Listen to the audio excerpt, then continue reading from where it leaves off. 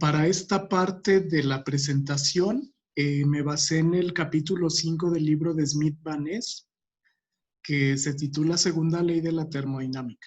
Vamos a ver principalmente algunos ciclos termodinámicos estudiados por la segunda ley. El más importante de ellos es el ciclo de Carnot, que ayer comentábamos un poco sobre las máquinas térmicas. Hoy vamos a definir cuáles son los pasos del ciclo de Carnot y cuáles son sus características.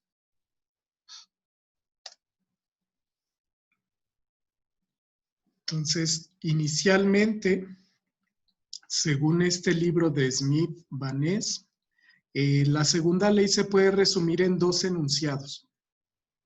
El primero de ellos nos dice que ningún mecanismo puede funcionar de manera tal que su único efecto, ya sea en el sistema o en los alrededores, sea la conversión completa de calor que ese sistema absorbe en trabajo.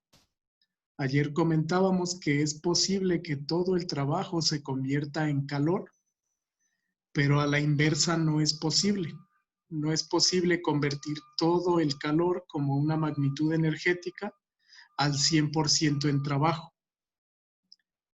Ese es el primer postulado. El segundo postulado nos dice que ningún proceso consiste exclusivamente en la transferencia de calor de un nivel determinado de temperatura a otro superior. Básicamente nos dice que el calor solamente se transmite de cuerpos más calientes con una temperatura más alta a cuerpos más fríos con una temperatura más baja. Esos son los principales enunciados que nos dice la segunda ley de la termodinámica. Ahora, el teorema de Carnot es una ley fundamental que se utiliza en este apartado. Carnot fue un científico francés, se llama Sadi Carnot, que se le podría considerar el padre de la termodinámica. Fue quien acuñó algunos conceptos como entropía, energía interna, etc. Su teorema nos dice que si tenemos dos depósitos de calor determinados, en ellos ninguna máquina térmica tiene la eficiencia más alta que la máquina de Carnot. La máquina de Carnot es una máquina térmica. Entonces, la eficiencia que nosotros calculamos de forma teórica en una máquina térmica va a ser la eficiencia máxima que puede alcanzar ese componente en la realidad de forma espontánea. Aquí tenemos un diagrama que ejemplifica una máquina de Carnot. En este caso, vamos a tener dos depósitos de calor. Un depósito a una temperatura más alta, se le denomina temperatura TH, y otro depósito frío a temperatura TC. Aquí H es por caliente y C es por frío, de sus siglas en inglés hot y cold. Debido a esta máquina de Carnot, el depósito caliente cede calor, se le llama QH, a través de una máquina que aquí se está representando como E, para producir trabajo. El trabajo se representa W. Entonces, la cantidad de calor que el depósito caliente va a perder hacia el depósito frío, recordemos que no todo el calor QH se puede transformar en trabajo.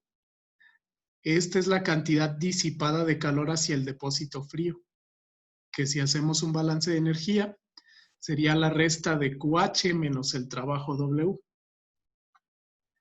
Ahora, este trabajo en esta máquina se utiliza para alimentarlo hacia un refrigerador de Carnot, representado con la letra C. De igual manera, al ser este un ciclo, ingresa a ese refrigerador el trabajo W, disipa calor QH hacia el depósito caliente y el depósito frío cede calor equivalente a QH menos el trabajo. Este es una representación de una máquina de Carnot que tiene una máquina E y un refrigerador C. Muy similar a como vimos el día de ayer las máquinas térmicas. Estos sistemas se analizan por primera ley y por segunda ley. En este caso, esta es una demostración del teorema de Carnot, lo voy a comentar de forma muy rápida. El teorema de Carnot consiste principalmente en determinar las eficiencias de cada una de las máquinas de ese diagrama, de la máquina E y del refrigerador C. En este caso, se menciona que para demostrar el teorema de Carnot, vamos a suponer que existe la máquina E con una eficiencia térmica más grande que la de una máquina de Carnot que absorbe calor QH desde el depósito caliente. Este es el diagrama que estuvimos analizando.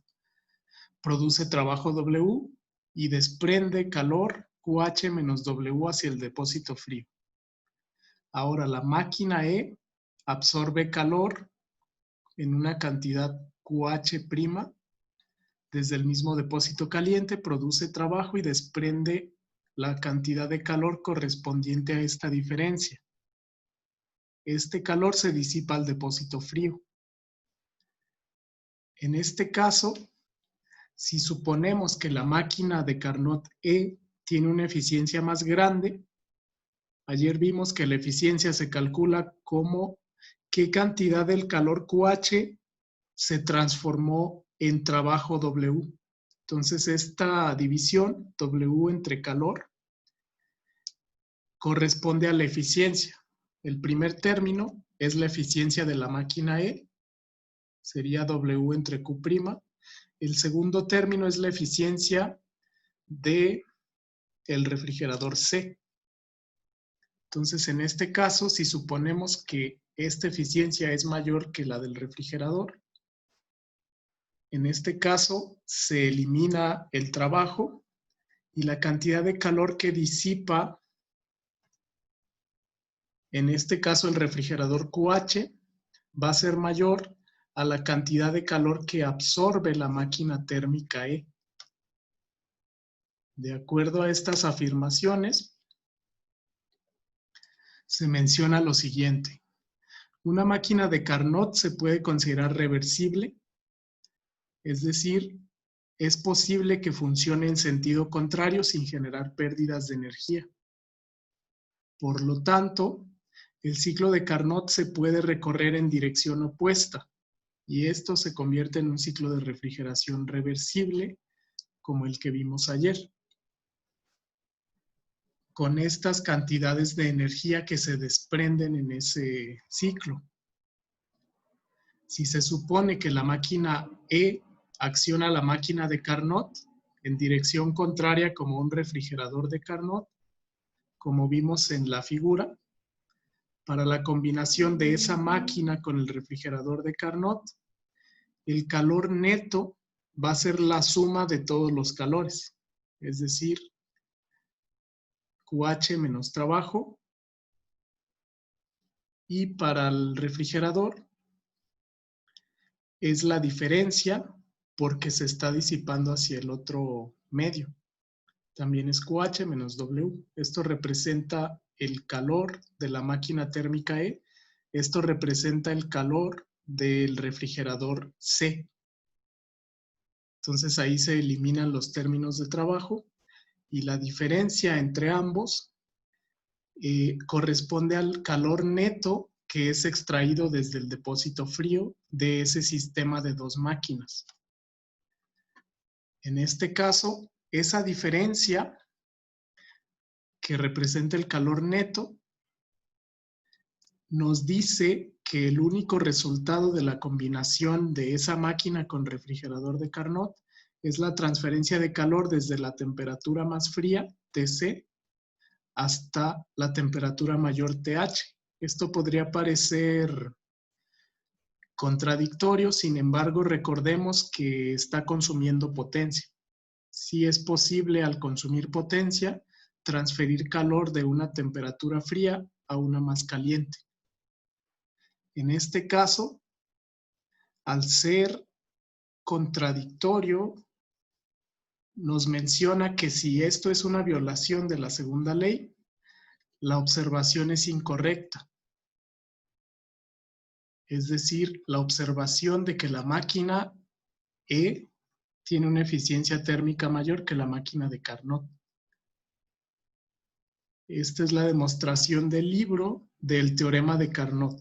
Podría parecer un poco confuso, sin embargo, lo que nos importa de esta demostración es este enunciado. Siempre la eficiencia máxima de una máquina térmica es la eficiencia de esa máquina que actúa en un ciclo de Carnot, es decir, un ciclo reversible.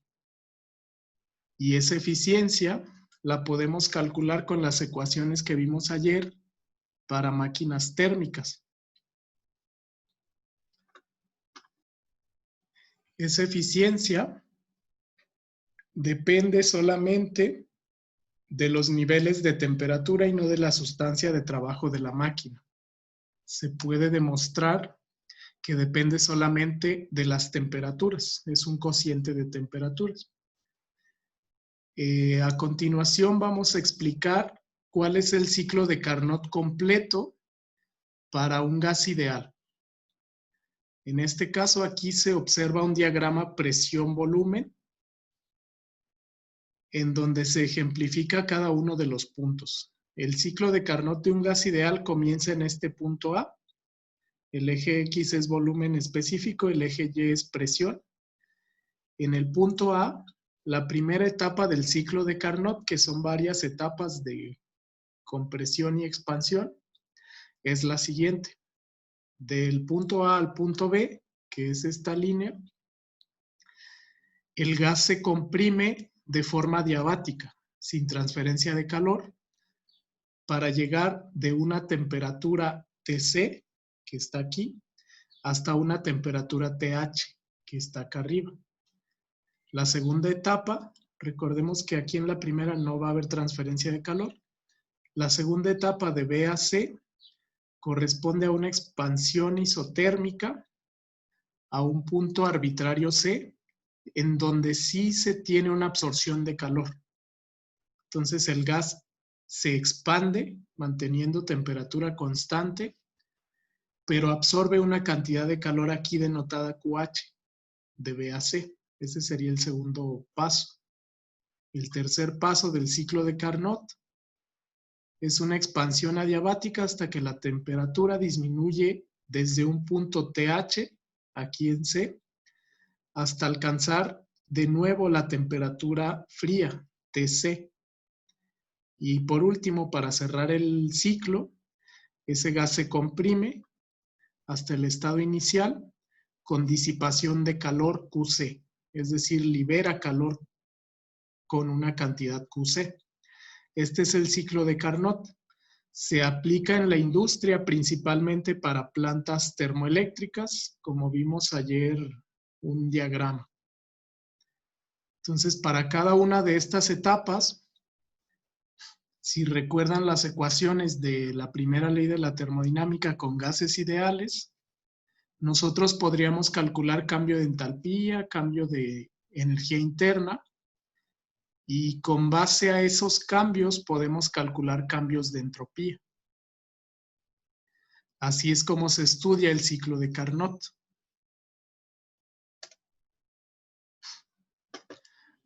Ahora,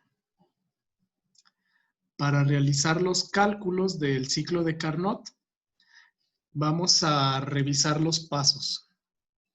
Las dos etapas que son iguales son de B a C y de D a A. Esta es una expansión y esta es una compresión. Las presiones van a estar intercambiadas, pero estos dos son isotérmicos. y de A a B y de C a D, estas dos etapas son adiabáticas. Entonces, inicialmente, para poder realizar los cálculos, se van a tomar las etapas isotérmicas, B a C y D hacia A. La ecuación que nosotros utilizamos en el primer parcial, aquí el libro la numera con 3.27, es la siguiente. El calor que se transfiere en una etapa adiabática para un gas ideal se calcula con esta ecuación. Si es isotérmico, es la constante universal de los gases por la temperatura, que es isotérmica, esa temperatura no cambia, por el logaritmo natural de un cociente de volúmenes. Para la primera etapa es el volumen final entre el volumen inicial, que sería BC entre volumen en el punto B. Para la segunda etapa sigue siendo volumen final entre volumen inicial.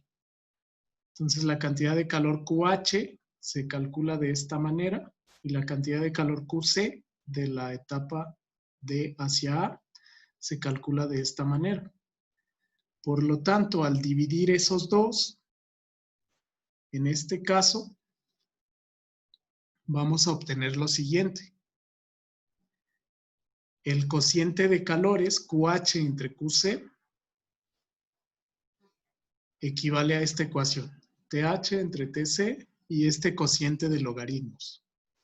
Para un proceso adiabático, sabemos que la diferencial Q es igual a 0. Por lo que si recordamos nuestras ecuaciones de gases ideales, CB dividido entre R con signo negativo por diferencial temperatura entre temperatura es igual al cociente de diferencial volumen entre volumen. Entonces, a partir de esta ecuación, yo puedo calcular cómo varía la temperatura y el volumen para estas etapas. Aquí la ecuación que menciona el libro 5.6 y esta ecuación me va a servir para calcular esas etapas del ciclo de Carnot. Las otras dos etapas, que son las etapas adiabáticas, son las siguientes. La primera etapa A hacia B y la segunda etapa C hacia D. En este caso, para estas etapas adiabáticas, vamos a tomar esta ecuación.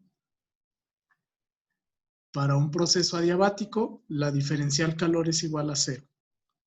Entonces, al sustituir en esta ecuación y realizar la integración, voy a obtener las siguientes ecuaciones. Aquí se realiza una integral definida, TC a TH, de CB entre R por diferencial temperatura entre temperatura.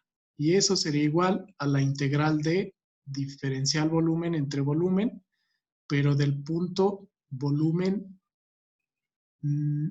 A hasta volumen B. Entonces, esta es la ecuación integrada en cuanto a los volúmenes. Para la etapa de C hacia D es exactamente lo mismo. Se integra ese lado de la ecuación. Aquí se menciona que dado que los lados izquierdos de estas dos ecuaciones son iguales, aquí podemos notar es la misma integral. Entonces, podemos igualar este cociente de logaritmos. Logaritmo de BA entre volumen en el punto B es igual al logaritmo del volumen D entre el volumen C. Si reacomodamos, en este caso, se puede concluir que el cociente de estos volúmenes también se relaciona entre el volumen C, volumen B y volumen D y volumen A. Si regresamos a la ecuación 5.6, que es esta, recordemos que aquí tenemos este cociente de logaritmos. Concluimos que estos dos términos se van a cancelar. Entonces, el cociente de calores en el ciclo de Carnot en todas las etapas, es QH entre QC, equivale a un cociente de temperaturas. Temperatura caliente entre temperatura fría. Este es el principal postulado del ciclo de Carnot, que nosotros podemos calcular las eficiencias del ciclo sabiendo únicamente las temperaturas de la fuente caliente y de la fuente fría, que era como mencionábamos ayer cuando vimos eficiencia. Por lo que la eficiencia en un ciclo de Carnot se puede calcular como un cociente de trabajo dividido entre calor de la fuente caliente, o bien 1 menos TC entre TH. Aquí ya se realizó una sustitución como lo hicimos el día de ayer. Esto es la eficiencia del ciclo de Carnot, que es la eficiencia ideal más alta que puede tener cualquier máquina térmica. Es decir, si una máquina térmica se calcula utilizando un ciclo de Carnot y tiene una eficiencia máxima del 80%, en la realidad no puede convertir más del 80% del calor en trabajo. A eso se refiere el teorema de Carnot. Y en este caso, el cociente de calores equivale al cociente de temperaturas. Aquí es importante mencionar que ese cociente de temperaturas debe sustituirse en escalas absolutas, principalmente Kelvin, o también se puede utilizar temperatura absoluta Rankine. Ok. Como ejemplo rápido, vamos a ver algunas máquinas térmicas, principalmente una planta termoeléctrica. ¿Hasta aquí tienen alguna duda del ciclo de Carnot?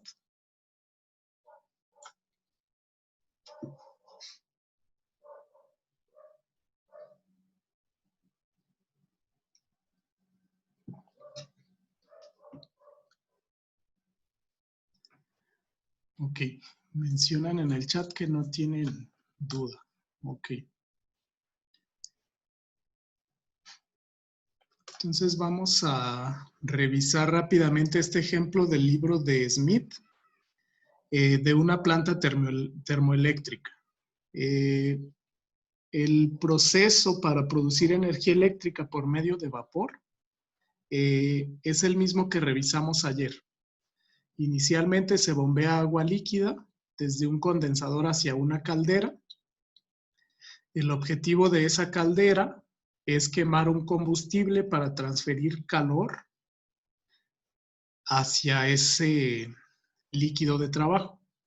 El agua en la caldera se convierte en vapor, usualmente vapor sobrecalentado a alta temperatura y a alta presión. Ese vapor sobrecalentado se conduce más bien hacia una turbina. Esa turbina tiene un eje que por medio de la acción de vapor gira. Ese giro rotatorio hace que un generador eléctrico produzca electricidad. Y finalmente, al salir vapor saturado de la turbina, se conduce de nuevo a un condensador, donde se condensa mediante transferencia de calor hacia los alrededores, produciendo agua líquida. Esa agua líquida otra vez se bombea a la caldera para concluir el ciclo. Entonces, de este ciclo pasaría otra vez al primer paso. Ese es el fundamento de una planta termoeléctrica. Ahora, de acuerdo a esto, en este ejercicio se nos dice que una planta termoeléctrica que opera con ese ciclo se tiene una potencia nominal de 800,000 kilowatts. Esta es la potencia que genera esa planta mediante ese ciclo. Genera vapor a 585 Kelvin y disipa calor a un río a 295 Kelvin. Si la eficiencia térmica de esa planta es 70% del máximo valor posible, hay que calcular cuánto calor disipa al río según esa potencia nominal. Entonces, como datos tenemos este valor de potencia. Vamos a tener esta temperatura, 585 Kelvin, que es la temperatura de la fuente caliente, que sería la caldera. Esta fuente caliente disipa calor hacia un río, que sería la fuente fría, a 295 Kelvin. El dato que nos dicen si esta eficiencia térmica es 70%, esto se refiere a la eficiencia térmica del ciclo de Carnot. Si operara en un ciclo reversible, esta planta tendría un máximo valor de 70%. Entonces, realmente en la realidad no trabajan con la eficiencia máxima posible que permite la termodinámica, sino con una fracción. Entonces, el procedimiento de cálculo sería calcular el valor máximo posible, que es la eficiencia de Carnot. Con esa eficiencia de Carnot, calcular cuál es el 70% de ese valor, y esa sería la potencia real. Esa es la diferencia. Esta potencia es nominal y el valor que calculemos va a ser la potencia real.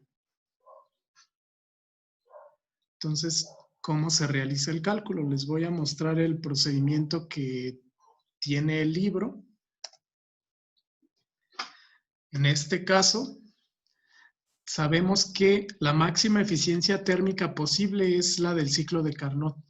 Se conoce por la ecuación 5.8 que vimos anteriormente. TH es la temperatura de generación de vapor, la temperatura de la fuente caliente. TC es la temperatura del río, de la fuente fría.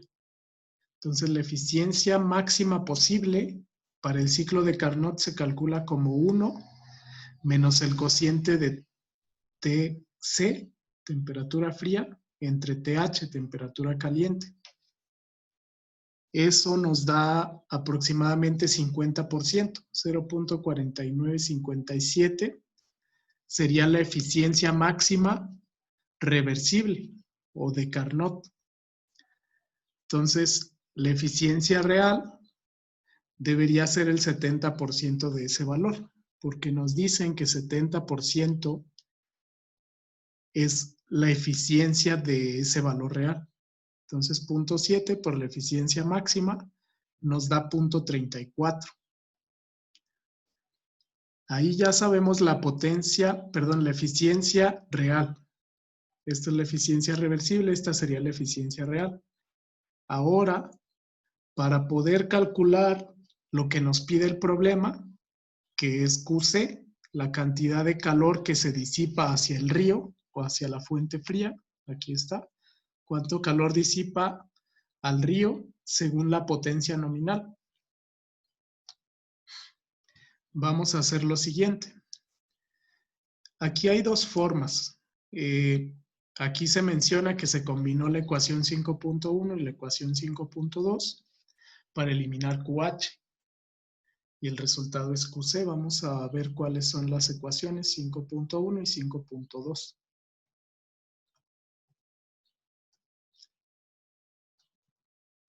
Creo que no las tengo. Son estas dos. Esta es una. Esta sería la 5.1.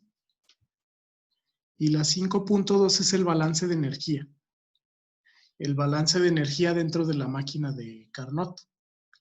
En este caso, el balance de energía sería el siguiente. Lo voy a escribir por aquí. El balance de energía nos dice lo siguiente. Básicamente, nos diría que el calor que ingresa a la máquina térmica, que es QH, va a ser igual al trabajo, W, más QC. Entonces, a esa ecuación se refiere aquí la solución, como la ecuación 5.2. La otra ecuación es la ecuación de la eficiencia, que es esta. W entre QH es igual a eficiencia. Y si yo la combino con ese balance de energía que está aquí, QH es igual a trabajo más QC, yo voy a llegar a esta ecuación, donde QC es igual a 1 menos la eficiencia real que calculamos aquí, entre la eficiencia real también, multiplicado por el trabajo por la potencia. Entonces, en este caso, si la potencia que nos dio es de 800,000 kilowatts, de acuerdo a los datos del problema, nosotros, al sustituir, vamos a obtener este valor. Esa es la cantidad de calor que se disipa hacia el medio circundante. Es decir, 1.505.500 kilowatts. En este caso se disipa mucha cantidad de calor, incluso mayor que la potencia que se genera. Esto debido al valor de la eficiencia. Lo que me dice esta eficiencia es que realmente si yo alimento una cantidad QH, pensemos, no sé, de 100,000 kilowatts, de esa cantidad solamente 34,000.7 kilowatts, que equivale aproximadamente al 34.7%, solamente esta cantidad se convierte en trabajo o en potencia. Usualmente las potencias reales suelen ser bajas y tenemos que el resto de la energía que no se transformó en potencia se disipa como calor. En este caso, el calor QC. Entonces, esa cantidad de calor, dependiendo de la temperatura inicial y final del agua, recordemos aquí que se está usando agua para enfriar, se está usando agua de un río para absorber esa cantidad de calor. Entonces, realmente esa cantidad es grande. Dependiendo del flujo másico de agua, podría provocar un incremento de temperatura de varios grados centígrados. Esa sería la solución de ese ejercicio. Ya si les diera un flujo másico de agua, por ejemplo, y les preguntara cuál es el incremento de la temperatura de ese flujo de agua, pueden calcularlo por medio de la primera ley, donde ese calor es igual al flujo másico de agua por el Cp del agua por temperatura final menos temperatura inicial, si ustedes lo fueran a calcular. Por ejemplo, si lo quisieran calcular, ese calor QC sería flujo másico de agua por el Cp del agua por temperatura final menos temperatura inicial del agua. De esta manera podrían relacionar con este calor cuál sería el incremento de temperatura del agua si conocen, por ejemplo, la temperatura inicial. Entonces, con este ejercicio se concluye, con este resultado se concluye el ejercicio. Ok. ¿Hasta aquí tienen alguna duda?